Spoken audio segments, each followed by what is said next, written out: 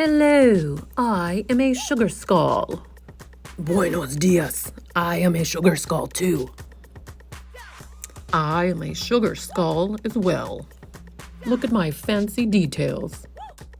And I am a sugar skull. I am the color of marigolds. And I am a sugar skull also. I was made with many steps. If you know about Dia de los Muertos or have seen Disney's Coco, then you know that a sugar skull is nothing to be afraid of. It's a way to happily remember those who have departed. In the art room, we will make a sugar skull, and I will help by putting the steps up on the board. Here is step 1. I see an outline of a shape. Step 2, I see skull parts. Step 3, I see some colors. Step 4, I see paint.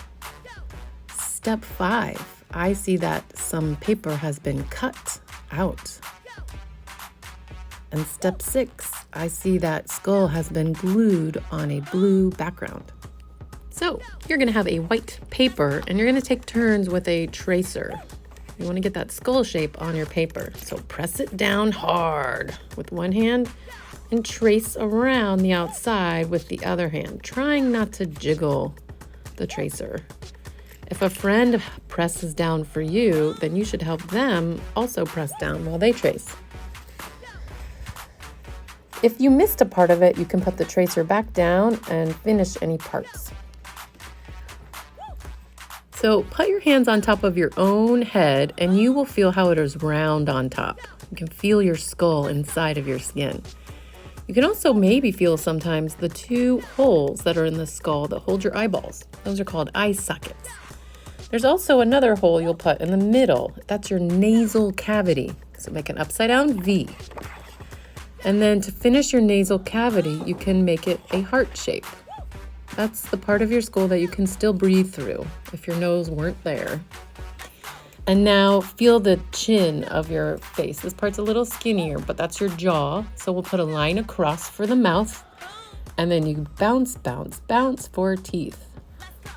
Bounce, bounce, bounce for teeth. When you talk, your whole jaw goes up. Eyes, nose, and teeth.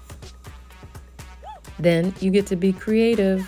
What will go inside of your eyes? Stars, hearts, lines, zigzags, swirls. You can draw a design on the forehead, a design on the cheeks, and a design on the chin. Look around the room for ideas. Use lots of colors. The idea of a sugar skull is it's very decorative, very fancy. And last, when you have finished your decoration, you should use a white crayon to color in. See how this one that's been painted shows some white bone? You're going to do some bone white strokes on your skull so it looks like bones or sugar.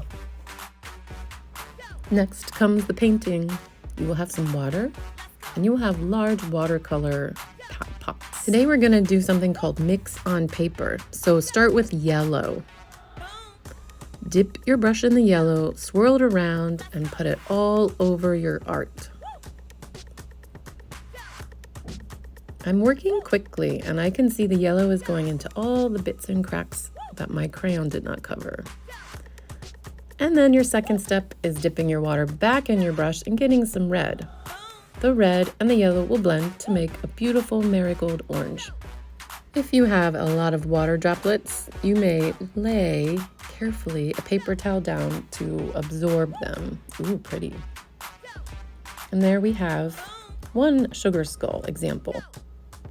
So we are mixing yellow plus red to make a beautiful orange. A mixed orange looks better than one that comes straight out of the paint tube. It is like the beautiful marigolds used to celebrate Dia de los Muertos. So here's another one I drew, making sure to decorate the forehead, the cheeks, and the chin. I'm adding yellow paint first, cleaning my brush, and adding some red paint to make beautiful orange. Have fun with your sugar skull.